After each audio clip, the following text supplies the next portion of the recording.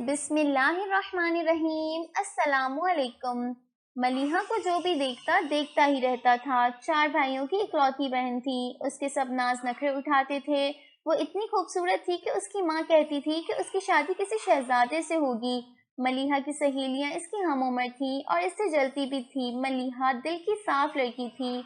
वो किसी के साथ लड़ाई झगड़ा नहीं करती थी। मलीहा की माँ ने कहा कि शकूरन खाला आई हैं, दुपट्टा ओढ़ कर आना। शकूरन खाला के साथ एक खातून और एक लड़की भी मौजूद थी। मलीहा सलाम करके अपनी माँ के साथ सोफे पर बैठ गई। वो औरत और लड़की मलीहा को देख रही थी। थोड़ी देर बाद माँ ने मलीहा को जाने का इशारा किया। वो माजरत करती हुई कमरे से बाहर आ गई। मलीहा को देखने वाली ये चौथी फैमिली आई थी। मलीहा की माँ चाहती थी कि जल्द ही मलीहा को कोई अच्छा रिश्ता मिल जाए और वो अपने घर चली जाए। शकूरन खाला ने कहा कि बहुत अच्छी फैमिली है और लड़का भी बहुत अच्छी नौकरी करता है।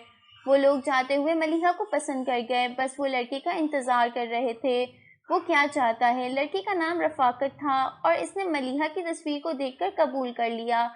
रफ़ाकत बहुत खुश था। जब मलीहा के घर वालों ने बहुत सारा जहेज़ दिया, मलीहा के मोहल्ले वाले बारात देखकर कह रहे थे कि ऐसा लगता है जैसे कोई शहज़ादा मलीहा को लेने आया है। जब मलीहा दुल्हन बनी तो क़यामत ढा रही थी। जब मलीहा रुखसत हुई तो घर सूना हो गया। सुर्ख रंग की फ्रॉक में मलीहा परी लग रही थी। मलीहा रफ़ाकत के घर आई तो रफ़ाकत कहने लगा कि मुझे समझ नहीं आती लड़कियां इतना मेकअप और इतना जेवर क्यों पहनती हैं।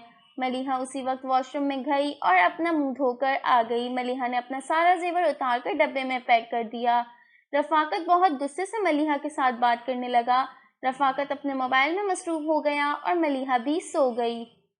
रफ़ाकत को एहसास ही नहीं था कि वो मेरी दुल्हन है और आज शादी की पहली रात है। सुबह जब रफ़ाकत उठा तो वो सहन में जाकर अपने भतीजे और भतीजियों के साथ गपशप में मसरूफ़ हो गया। सास ससुर से कहने लगी कि बहू खूबसूरत है लेकिन नखरे वाली। थोड़ी देर बाद रफ़ाकत ने आवाज़ दी कि अंदर आओ, मुझे कोई बात करनी है।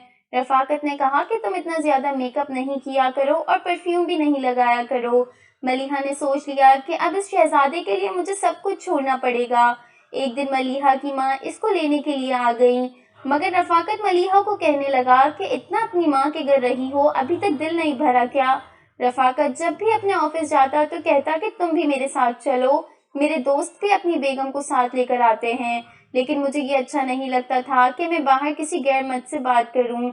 रफ़ाकत का सलूक पहले दिन से ही अच्छा नहीं था, मगर मलीहा ने अपनी माँ को कभी भी कुछ नहीं बताया था। वो कहती थी कि वाकई रफ़ाकत कोई शहजादा है, इसने मुझे बहुत खुश रखा हुआ है। लेकिन जब वो अकेली होती तो वो अपनी किस्मत पर रोती थी। कुछ दिन मेरा भाई मुझे छोड़ने मेरे ससुराल चला गया। रफ़ाकत ने बड़े भाई को भी बहुत ही बातें सुनाई और कहा कि घर का कोई काम नहीं करती, सारा सारा दिन सोती रहती है, मेरा कोई ख्याल नहीं करती, मेरी माँ बूढ़ी हैं, उनका भी कोई ख्याल नहीं रखती। मैंने शादी इसलिए तो नहीं की कि ये सारा सारा दिन यहाँ सोती रहे।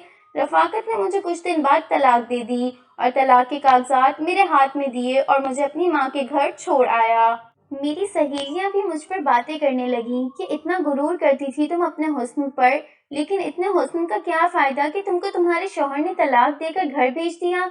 तलाक का दाग बहुत बुरा था। मुझे तरह तरह की बातें सुननी पड़ती थीं। 2 साल हो गए मुझे मेरे मामू के घर पर रहते हुए।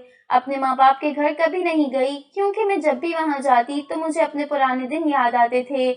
मेरी माँ मेरे लिए तलाक याफ्ता लड़का ढूंढने लगी कि मेरी बेटी का घर बस जाए। एक दिन मेरे मामू ने मेरी माँ को फोन किया और कहने लगा कि आपकी इजाजत हो तो मैं अपने बेटे की शादी आपकी बेटी से कर दूं।